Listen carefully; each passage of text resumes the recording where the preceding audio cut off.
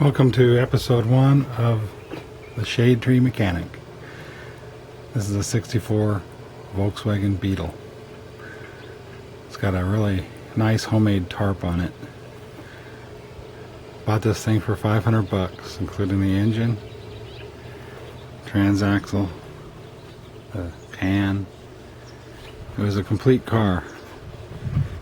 Here's my garbage pile. Got some parts I'm working on slowly. There's the doors and the hood. Wolfsburg West, my best buddy. So this is the Shade Tree Mechanics garage. Yeah. So we're going to teach you how to do things the Okie style.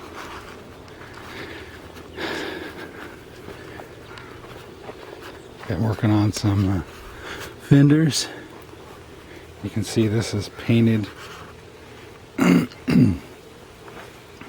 primer. And when I say painted, if you can look at that, I don't know if you can see that, but it's painted with a paintbrush. So, not that you're going to see those brush strokes because they're all going to get sanded off, sanded down. I put a couple of really good thick coats of primer on after I did a bunch of metal work. And I'm hoping to have a new car finish when I'm done. Right now, I'm working on this rear fender. This thing, I ground all of this primer off of here. It was really thick, and what I started doing down here is pounding it back to flat factory as close as I could get it. Got a little spot here where I need to weld it, and I'm going to do something else that's non-standard here, which I try to stay away from non-standard, but I'm going to fill up this hole. I hate those towel bars, so I'm going to weld a piece of metal in there. And I bought a front replacement piece for the front of the car, and it was a European style with no towel bar holes, so we're going to have no towel bars front and back. Otherwise, I'm going to pretty much stick to standard. So what I've been doing is pound out these little dents that somebody decided not to pound out before when underneath the old Bondo. I mean, you can see here where they put holes in it and pulled it out, and I'm thinking, what the hell, there's 3 more holes. One there, can't see them because of the sunlight right now, but there's 3 right there. It's a single wall thickness. Why would you have to pull it out? So I think someone just did a quick and dirty on this thing, and we're going to fix it up right.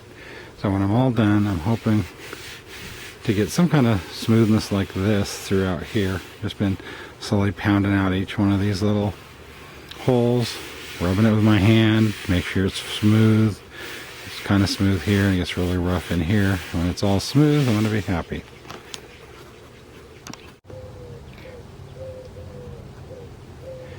Well, I cut a piece out of an old floorboard piece that I took out of the passenger side, and I ground it and tried to make it fit into this towel bar hole the best I could, holding it on with an old magnet, and I'm getting ready to weld it in place. Then I'll grind it around the edges and try to make it look like it never happened. Went ahead and straightened out this fender the best I could. Still a little bit rough, probably looks worse than it is. I got it to the point where I'm going to apply a thin layer of Bondo, and then I can start making it pretty again. Also going to fill up all these little holes. Found a few more while I was tearing off the Bondo. Little holes that people use to pull it out. So very slow going, but I'm getting it back in shape. It's time to do some welding. Well, it's been a busy day. Got that towel bar hole welded up. It's kind of hard to see. Came out all right. Got the fender pretty flat. Looks kind of rough, but it's actually, all those little dents are pretty close to the surface. So getting ready to put some Bondo on it, but that's gonna have to wait because I'm gonna go inside and watch Netflix. Take it easy. Life's just not all about work.